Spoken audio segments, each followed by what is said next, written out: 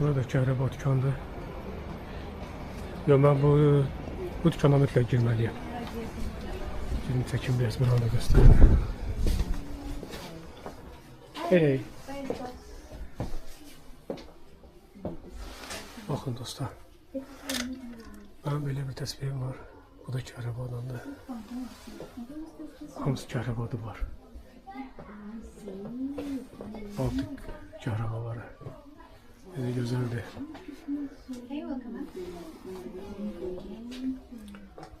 Burada da böyle klonlar var. Bizi gözəldir.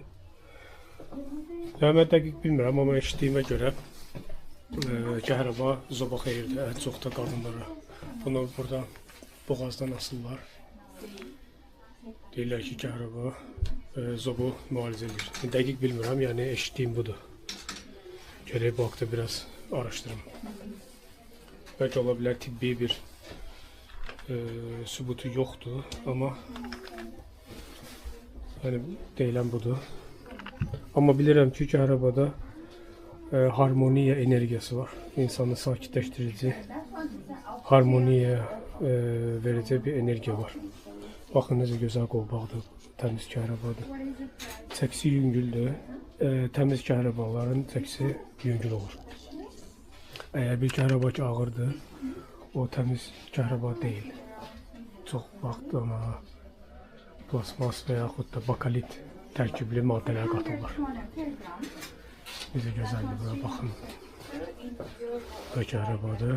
Bunlar başqa daşlardır. Bunlar göstərməyəcək. Amma kəhrəba ən çox sevdiyim fosil daşlarındandır. Aşağıda da belə gözəl başqa daşlar var. Hər daşın da öz enerjisi var. Bu bildiyim qədər sitrin daşıdır. Bu daşlar da çox gözəl daşdır.